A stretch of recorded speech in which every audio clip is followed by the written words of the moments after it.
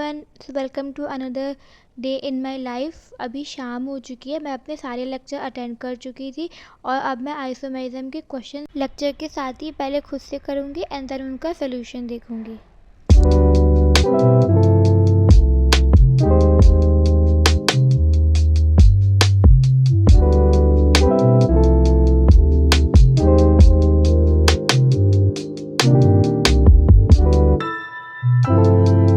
वो कंप्लीट करने के बाद I had my dinner and मैंने ब्रेक लिया एंड इट्स करेंटली 11:18। मेरे ये केटीजी के नोट्स थोड़े से बचे थे तो मैं ये नोट्स कंप्लीट करूँगी एंड आज का लेक्चर एक बार और रिवाइज करूँगी। Yeah I have done my revision and it's 11:44 currently. Now I am going to revise atomic structure. ये मेरे टेस्ट में आ रहा है, मैं इसकी थ्योरी पूरी नहीं रिवाइज करूँगी। ये जितना बोर मॉडल से दिया गया है आगे तक का, hydrogen spectra and quantum numbers, मैं सिर्फ इन्हीं तक रिवाइज करूँगी क्योंकि इन्हीं के क्वेश्चन मेरे ज़्यादा गलत निकले थे एंड पीछे की थ्योरी मैं पहले भी पढ़ चुकी हूँ।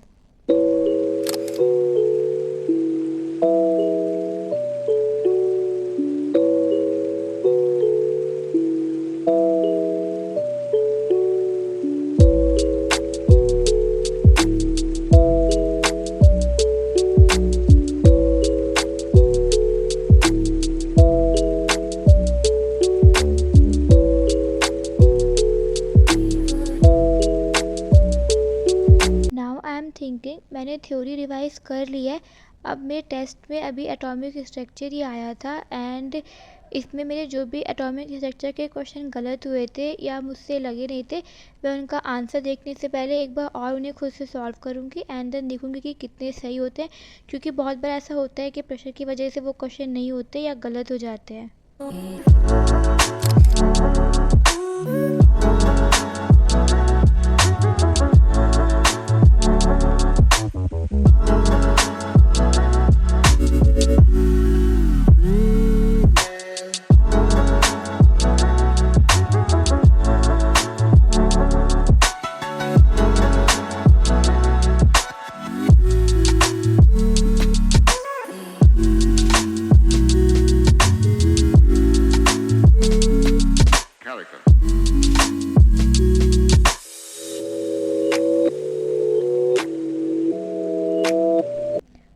इट्स करेंटली 1:05 एंड मैंने अपना टेस्ट केमिस्ट्री वाले पार्ट का एनालाइज कर लिया है।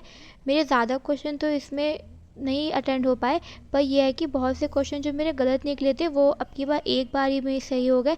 इसका मतलब कि मुझे इस पर थोड़ा ध्यान देना पड़ेगा कि जब एग्ज़ाम के प्रेशर की वजह से मैं वो सिली मिस्टेक कर रही हूँ जिसकी वजह से वो मेरे क्वेश्चन गलत निकल रहे हैं, क्योंकि जो गलत निकले हैं वो बहुत ईजी भी हैं और देखते मैंने कहा कि ये तो इतना ईजी है, ये कैसे गलत हो गया। तो अब मुझे इस पर थोड़ा वर्क करना पड़ेगा and now I am going to take a break of 15 या 20 minutes and then again I start. मैंने ब्रेक ले लिया है एंड इट्स करेंटली 1:22। नाउ जो क्लास नोट के क्वेश्चन है एटॉमिक स्ट्रक्चर के, मेरे वो बचे थे, मैं उनको लगाऊंगी।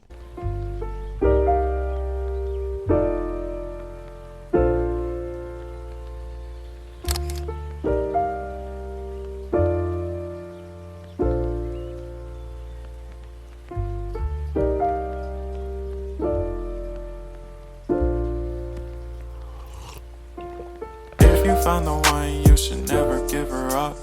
I think it's the way life changes when in love, yeah. I surround my soul with the positivity. That's why.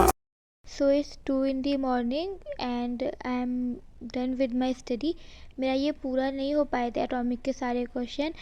मैं भी 87 पे हूँ एंड टोटल 142 पेजेस हैं। नाउ जो टास्क कंप्लीट हो चुके हैं, let's get them off from to do list. KTG का लेक्चर मेरा कंप्लीट हो गया था। आइसोमेरिज्म में लेक्चर हो गए थे।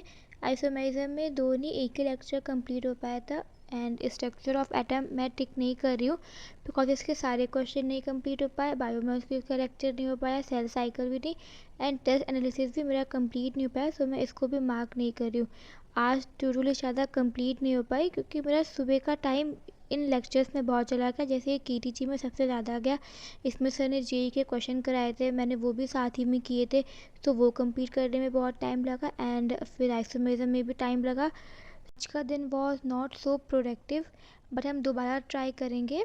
And now let's cut. आज 5 नवंबर है, आज का भी दिन पूरा हो गया है। एंड इसी के साथ I will see you guys in the next one. Thanks for watching. Bye.